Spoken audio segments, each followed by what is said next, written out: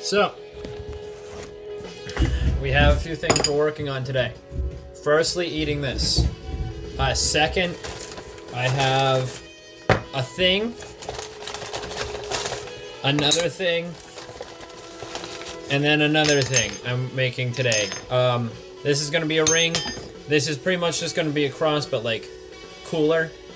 And this is gonna be a little tassel thing for a fan I just made for someone. So, yeah, that's what I'm doing.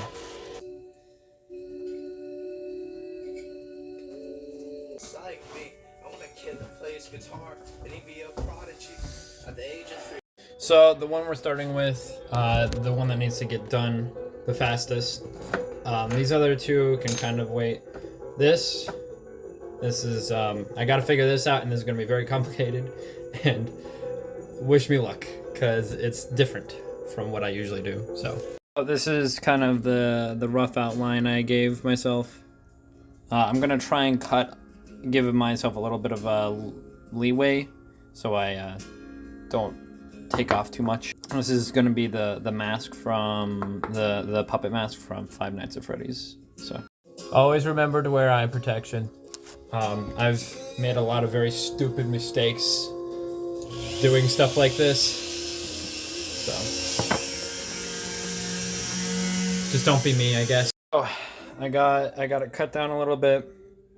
Man, this stuff makes a lot of dust. I've been vacuuming it and wearing a mask, so I'm not inhaling a bunch of crap. Being very careful around the cheeks because they come out a little bit, but like not a ton.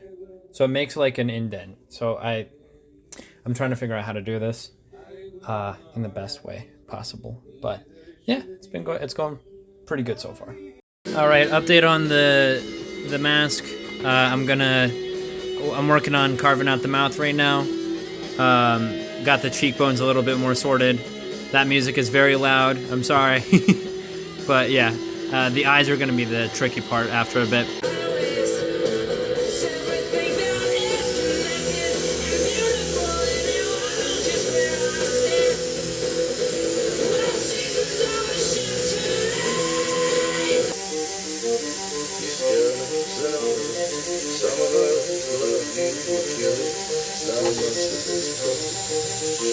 So, it's going pretty good. The front's looking pretty good. I'm gonna, we're looking at painting it pretty soon. The back is a little horrifying. I'm gonna try and shape it up as best as possible, and just do what I can, I guess. But yeah, I don't know. I think it's looking pretty good. It's not exactly what I thought I was hoping for, but it's not off. It's identifiable, so works for my purposes. Call to me, so suddenly settle down, little kid. Your bones are shaking in your skin. Go inside, take a breath. I'm missing more, missing nothing. Typical story. The king had it all except for citizens who didn't want his head of water. So I got it done to a shape I'm pretty happy with. And next I'm gonna hit it with, what grit is this? 320 grit sandpaper.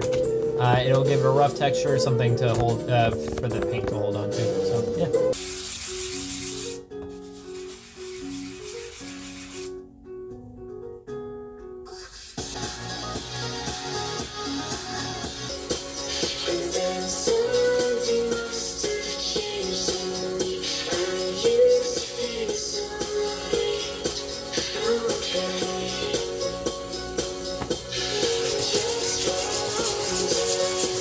Alright, so this is at a good enough place that I can, like, loud. This is at a good enough place where I think I can move on to the next thing. And then this is gonna be a ring for my other friend.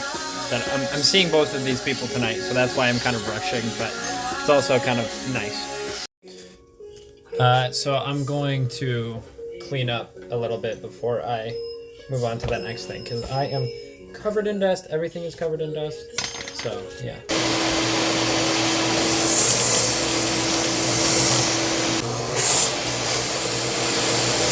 This one should be a little bit more simple. just pretty much bending this into the shape of a ring. And it's a very thin metal.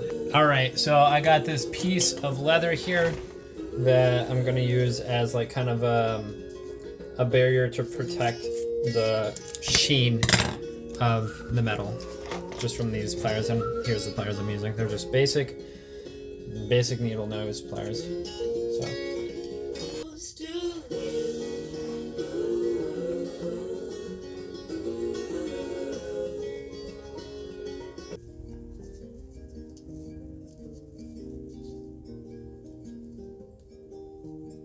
So. So, we gotta cut off the head of this thing. And again, to preserve the shininess of it, these are some rubber stops for the vise, so it doesn't mark up the ring too much. I mean, we're gonna be sanding it, so it shouldn't be too bad, like either way, so. But there's a lot of grooves on it that I don't want to have to try and get into. Make sure it's nice and tight. And then taking a saw to it. Called it a head. I don't know what to call it. The spoon, I guess. The bowl. That doesn't feel like the right thing to use for that. Ah, there we go. That's what you're supposed to use. Sorry, Dad.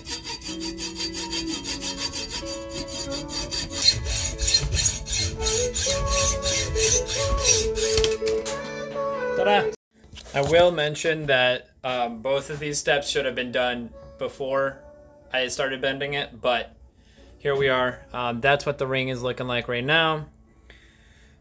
As most stainless steel things, they have very distinct bend points, so it's going to be kind of blocky, and I'm going to just kind of have to hammer it until it's round enough to be a ring.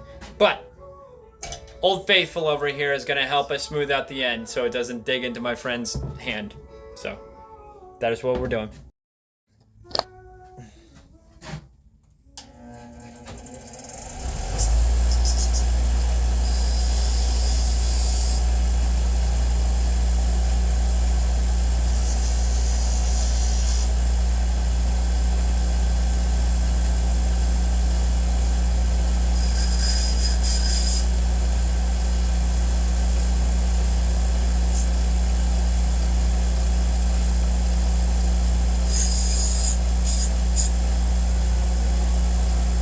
There we go. Nice and smooth. All right. So I think what we're doing now is just hammering the crap out of it. I'm gonna go for a pinky ring size because the pinky on me is a lot of female sizes, a lot of smaller hand sizes, and my friend has smaller hands.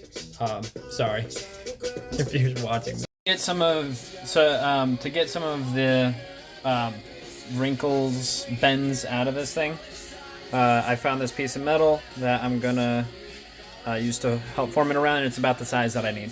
So.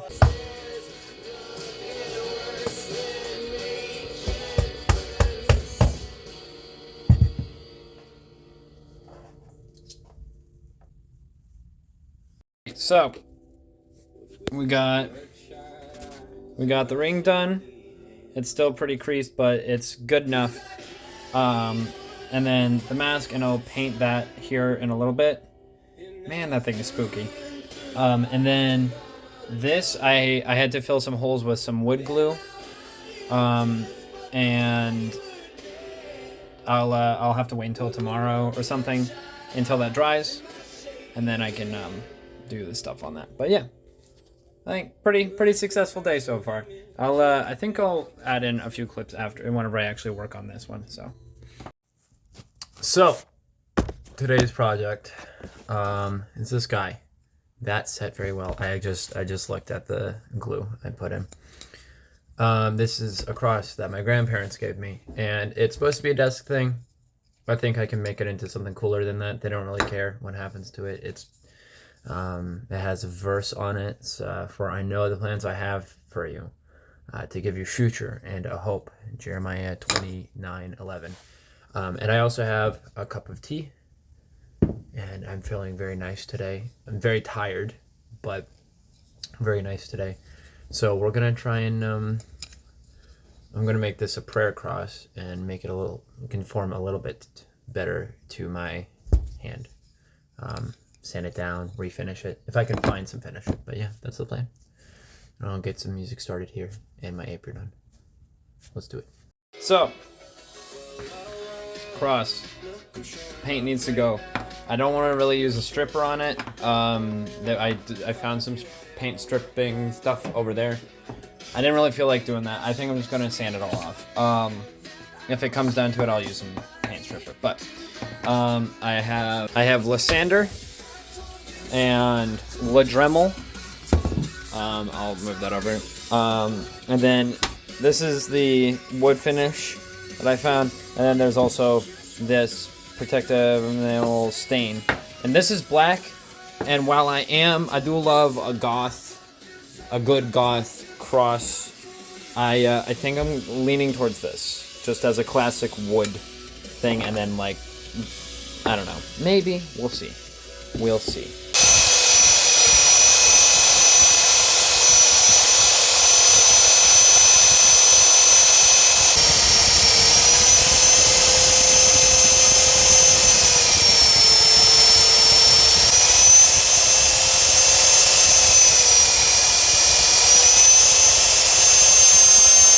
So I did some research into it, and these things, what I'm inspired by, are called clinging crosses, and they usually look a lot more deformed than this. But here's what we're at right now.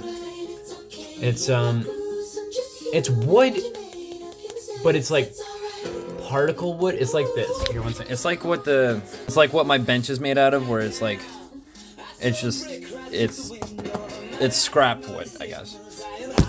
But yeah, I think I might make it black, because that's actual stain rather than a treatment. I think I'm gonna make it black. So it's at a pretty good shape. Feels comfortable in the hand pretty much any way you hold it. Yeah.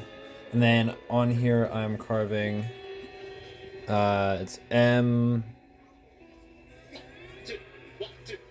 It's M1128, yeah.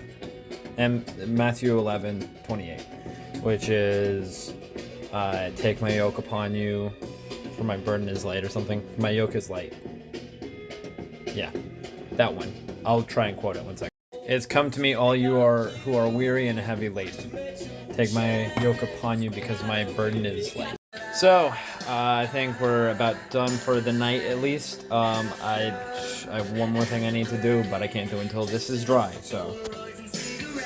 Yeah, Matthew 11:38, I believe.